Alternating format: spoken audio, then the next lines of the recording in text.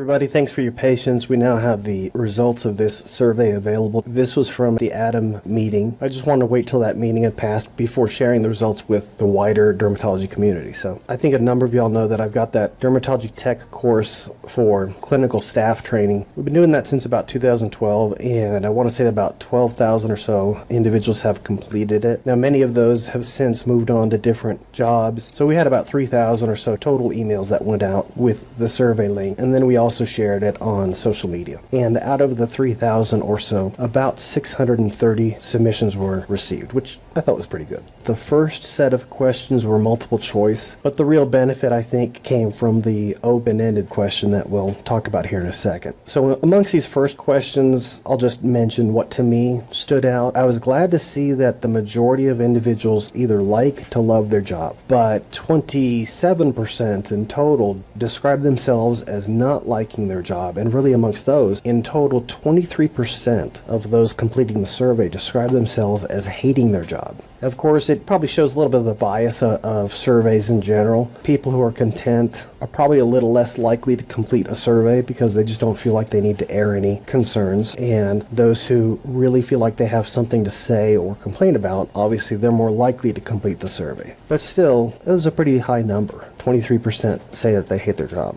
Down here for this next question, the takeaway is that about half of those completing the survey feel like the pay and benefits need to improve. Hourly pay I did find was interesting because that's been changing so much in this past year. It would be interesting to see how this looked a year ago. It is what it is now, and to me it was a bit surprising. I'd be curious to see a geographical breakdown of this, to see that about 1 out of 4 are earning $23 an hour or above. Seemed pretty high to me, but again, a lot has been changing this past year.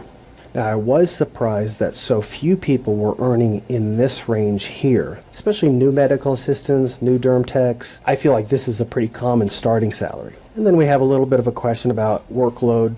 Again, a pretty wide mix, but bottom line is about 40% of those completing the survey feel like they work way too hard or they're just plain overworked. Most difficult part of your job. This one did surprise me a little bit. I would have thought that the response regarding doctors or other providers being difficult to work with, I would have thought that that would have ranked higher because that seems to be one of the more common complaints that we hear. It was at this moment that he knew. But the two big ones were the responsibilities and the workload, and then the single highest response was dealing with drama at the office. So this question here is the one that to me again brought the most insight, and it was open-ended. We said if you could change one thing to improve your job satisfaction, what would it be? The wording of course changes and just how much each person said, but there were general trends. Most of the responses fell into one of 5 categories, and those would be pay and benefits, workplace stress, feeling unappreciated, training, and management concerns. More than anything, what I wanted to do was to include examples of the responses, especially representative examples, ones that more or less said what others were saying as well. So you'll see a number of quotes within each of these categories. And then at the top, we include the general sentiment that seemed to be the recurring sentiment seen throughout the majority of the comments. So go ahead and read through these, but here on pay and benefits, no surprise, many feel like they need to be compensated better. Workplace stress, feeling overwhelmed was definitely the more frequently mentioned concern, just simply not having enough time in the day to do what they need to do. The feeling unappreciated, this one I do think, if I had to recommend that anyone take the time and really read through the different comments, this one would probably be it. You can see this word respect come up quite a bit. Respect and valued, appreciated. So yeah, bottom line is many staff members just don't feel like they're being respected and appreciated enough. And when you combine that with not feeling like they're earning enough money, especially for the amount of workload, all of that can create a combination that results in them quitting. Now training, obviously I've got the Derm Tech course, but it's one of a number of options. I don't think all training needs to be formal. I think it can be even included in the office with in-house training. I do think though, just based on my experience, and I think many of y'all would agree, you've seen where, yes, we have staff members who are eager to learn more, but we also have many honestly just see this as a job. I don't think across the board all of our staff are super eager to learn more. But for the ones who are eager to learn more, we need to embrace that and encourage it and give them resources to learn.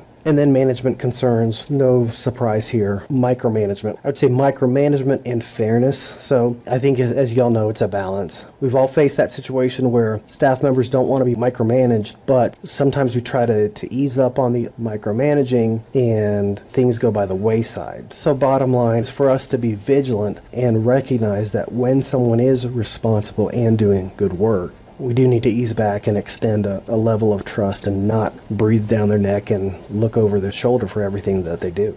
And then, of course, fairness. Fairness is always a tricky subject because, as we know, it's not uncommon for family members to work in the office. And, if it's the doc's office, it's everyone's right to hire who they see fit. But yeah, amongst the responses, lack of fairness was a common complaint. And at the heart of that often seems to be issues with friends or family members being involved. So that is it. Again, it's for y'all to read through and see the results. If y'all have any questions or if I can help with anything, just feel free to contact me. Only other things I could think of is that as we did this, I would be curious. I do think there could be a role for doing surveys in-house. That is, doing surveys for your particular staff. So it's not to say I don't do this for work, but because of my businesses, I have a number of apps that I use and I have staff that can help. So some of the apps I do have are able to run surveys. And so if any of y'all are curious and you'd like to run a survey specifically to your staff, feel free to contact me. I'd be open to trying it out. I'd be curious to see if it helps. And again, it would be for no charge. It's just something that I'd be happy to offer to you. Thanks.